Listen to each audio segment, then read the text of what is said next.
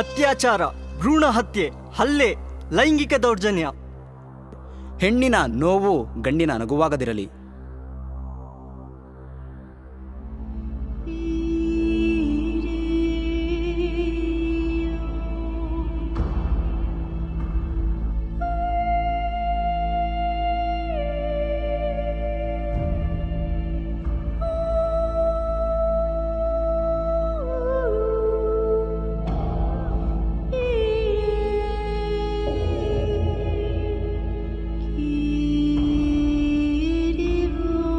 ಯತ್ರ ನಾರ್ಯಸ್ತು ಪೂಜ್ಯಂತೆ ರಮಂತೆ ತತ್ರ ದೇವತಾ. ಎಲ್ಲಿ ಸ್ತ್ರೀಯರನ್ನು ಪೂಜಿಸಿ ಗೌರವಿಸುತ್ತಾರೋ ಅಲ್ಲಿ ದೇವರು ಪರಿಭ್ರಮಣಿಸುತ್ತಾನೆ ಅನ್ನೋದು ಈ ಮಣ್ಣಿನ ನಂಬಿಕೆ. ಅವಳನ್ನು ಪೂಜಿಸೋದು ಗೌರವಿಸೋದು ಇರಲಿ, ಮೊದಲು ಅವಳನ್ನು ಒಂದು ಹೆಣ್ಣಾಗಿ ನಿಮ್ಮ ಮನೆಯ ಮಗಳಾಗಿ ಕಾಣಿ.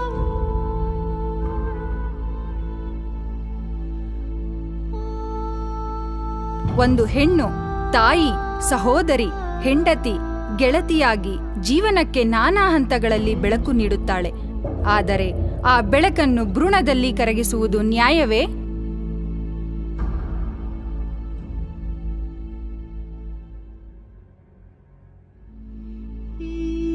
ಹೆಣ್ಣಿನ ಸ್ವಾತಂತ್ರ್ಯಕ್ಕೆ ಅಡ್ಡಿಪಡಿಸಬೇಡಿ. ಅವಳಿಗೂ ನಿಮ್ಮಂತೆ ಒಂದು ಮನಸ್ಸು, ಆತ್ಮಗೌರವ ಇರುವುದನ್ನು ಮರೆಯಬೇಡಿ.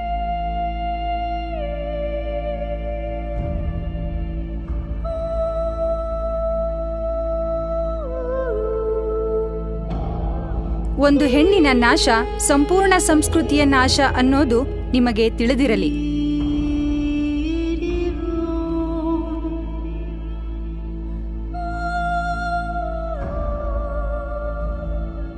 ಹೆಣ್ಣೆಂದರೆ ಅಡುಗೆ ಮನೆಗೆ ಮಾತ್ರ ಸೀಮಿತ ಎಂಬುದು ಈ ಸಮಾಜದ ತಪ್ಪು ಕಲ್ಪನೆ.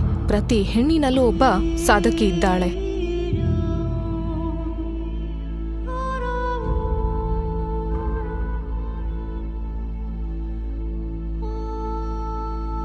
ಒಂಬತ್ತು ತಿಂಗಳು ನಮ್ಮನ್ನು ಹೊತ್ತವಳು, ನಾವು ಕಣ್ಣು ಬಿಡುವುದನ್ನೇ ಕಾದು ಕುಳಿತವಳು.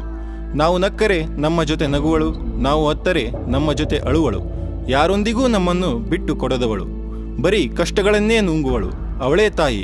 ಆ ತಾಯಿಯೂ ಒಂದು ಹೆಣ್ಣು.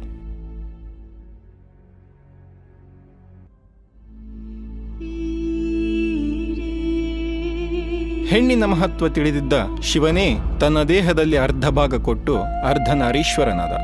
ಅವಳಿಲ್ಲವೆಂದರೆ ಲೋಕವೇ ಶೂನ್ಯ.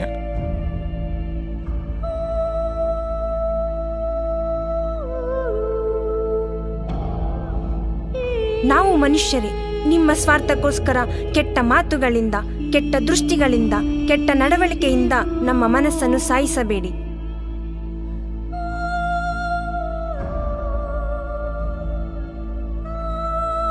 ಯಾವ ದೇಶದಲ್ಲಿ ಸ್ತ್ರೀಯರ ನಗುವಿಗೆ ರಕ್ಷಣೆ ಇದೆಯೋ ಅಲ್ಲಿ ಸ್ವರ್ಗ ಕಾಣಬಹುದು.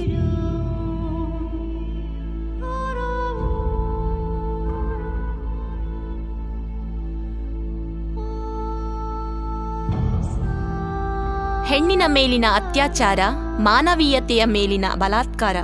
ಹೆಣ್ಣನ್ನು ಗೌರವಿಸಿದರೆ ಮಾನವೀಯತೆಯನ್ನು ಗೌರವಿಸಿದಂತೆ.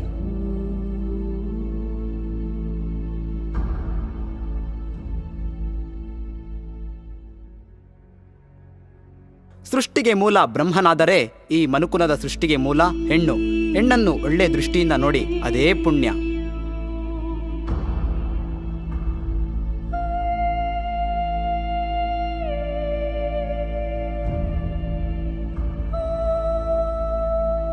ನಾನು ಕಲ್ಪನಾ ಚಾವ್ಲಾ. ನಾನು ಮೇರಿ ಕೋಮ್. ನಾನು ಸೈನಾ ನೆಹ್ವಾಲ್. ನಾನು ಕಿರಣ್ ಬೇಡಿ. ನಿನ್ನೊಳಗೊಬ್ಬ ಸಾಧಕಿ ಇದ್ದಾಳೆ, ನೀ ಬದಲಾಗು. ಆಕಾಶದ ಮಿನುಗುವ ನಕ್ಷತ್ರಗಳನ್ನು ನಾವು ಕೆಟ್ಟ ದೃಷ್ಟಿಯಿಂದ ಕಂಡರೆ ಸಿಡಿಯುವ ಅಗ್ನಿಯ ಜ್ವಾಲೆಗಳಾಗುವೆವು.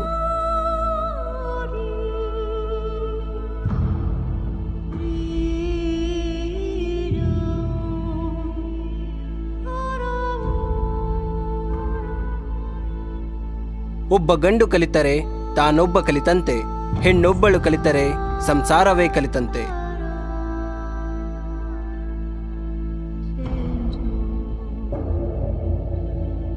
ಕತ್ತಲೆ ಆವರಿಸುವ ಮೊದಲು ನಿಮ್ಮ ಒಳಮನಸ್ಸನ್ನು ತೆರೆದು ನೋಡಿ.